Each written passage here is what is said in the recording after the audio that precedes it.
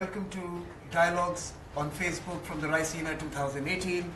And what a better way to begin the series of conversations than to have the Prime Minister of Israel, Mr. Benjamin Netanyahu, join us. Mr. Netanyahu, as you would have already experienced, you're extremely popular in India.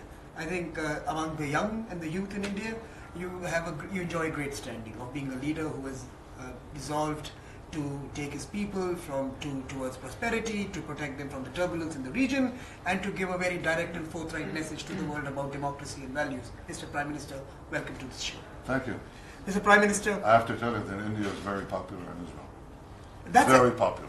That's actually an interesting point that I wanted to raise with you. So I'm going to take the third question first. I had planned a series of interrogations for you, but the first is, how do we channelize the passion that both you and the Prime Minister have for each other and for the two countries, and create a bottoms-up community of youngsters in both countries who look at each other as the first choice? We both are slightly distracted by Europe and the US. How do we see each other as the first choice in our country? Let's not be distracted. Let's connect directly through the internet and let young Indians, all Indians, but especially young Indians, come to Israel. Young Israelis are coming to Israel. They come here to India.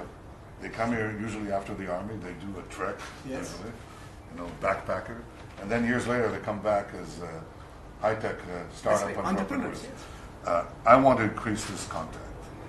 Prime Minister Modi and I are talking about expediting direct flights. All I want from the audience that is listening to us is that 1 in 1,000 of India come to Israel each year. That's all. 1 in 1,000. That's not much. Do you really want 1 in 1,000 Indians to visit you? Yeah, I want more, but I'll settle for 1 in 1/10 of 1%. I'm serious, not only because of tourism. I think that this direct contact between our peoples, the visit of Israelis to India, the visit of Indians to Israel, is just a powerful stimulus to the other things that happen anyway, which is through the internet. I'd like to see joint ventures between young Israeli entrepreneurs and their Indian counterparts. I've found that this is the best way to make sure that that the yeast thickens the cake, so to speak. That young Indians and young Israelis were meeting each other in one place, Silicon Valley. That's right. We had a closed economy, and so very talented people went to Silicon Valley. In fact, my brother-in-law was one of them.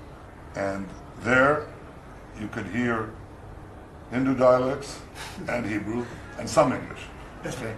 But what is happening now is because we have opened up the Israeli economy, and Prime Minister Modi is opening up the Indian economy, is that these people are staying in Israel, staying in India. Now I want Indians and Israelis to work to better the firms for India and for Israel. We can do it better together. Mr. Prime Minister, you and Prime Minister have already announced a series of ambitious plans around energy, around oil and gas. We already have a very strong and robust security and defense partnership, and it's growing stronger even as the years go by. What are the new sectors that you think can animate this partnership? We're talking about revolutionizing agriculture. We're talking about precision agriculture. We're talking about smart fields. We talk about smart cities, smart fields. What is a smart field? It's taking drones and sensors that are distributed on the ground and big data analysis and drip irrigation. And you decide to give water and nutrients to the individual plants. So you can imagine how effective and how productive this makes agriculture. Imagine an Indian farmer that receives these simple suggestions, instructions on his cell phone, and he knows what to do because there's been that technological treatment of his field. It can increase by a tremendous fraction the productivity of Indian agriculture. Gives food, puts food on the table for the people of India. This is the first thing we're discussing, and I hope to move it as rapidly forward, as rapidly as possible forward.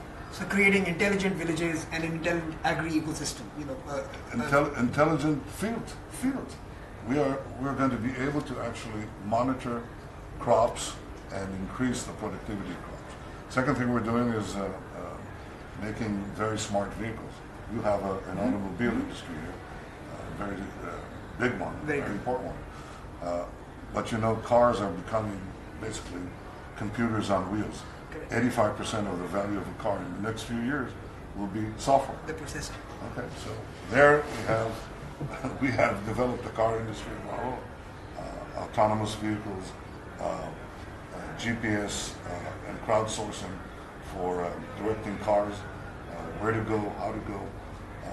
This is, I see the marriage of the Indian auto industry with the Israeli smart vehicle industry as giving tremendous benefits to transportation, lowering costs, lowering pollution. That's right. Lowering pollution and easing traffic jams.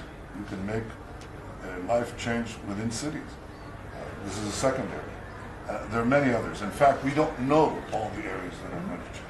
No, in fact, for the audiences, I think this is something that is not emphasized enough about Israel. Israel is a world leader in sustainability, be it water, be it agriculture, be it renewable energy. We normally associate Israel for its strength, for its courage, for its partnership with us. That's good, I like that. But Mr. Prime Minister, before you leave us, one last question.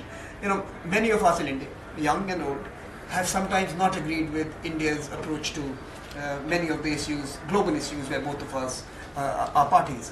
What are your expectations from India? All my expectations are being fulfilled.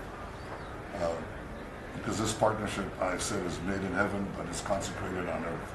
On this visit, I've seen the friendship of the people of India, which is unbelievable. We see it in the streets. We see it in people when we talk to them, when they wave to us, when we have an opportunity. They take me here in a hotel like this. They take me through the underground corridors. I go through the kitchen, typically through the cucumbers and the tomatoes where they prepare the salads, and I talk to the staff. They're so friendly. They're so enthusiastic about Israel. And this is something that we reciprocate. I think the expectation is that we'll have a partnership that will create opportunities to better the lives of people, with better health, better food, cleaner water, cleaner air, in a very, very secure place. This is what we can achieve together. We can do it better together. Thank you, Mr. Prime Minister, for your visit and for your friendship, and for indeed for Israel being there for India whenever India needs it. And I hope India can reciprocate always. Thank you. Thank you very much. Thank you. Thank you. Thank you. Please come to Israel.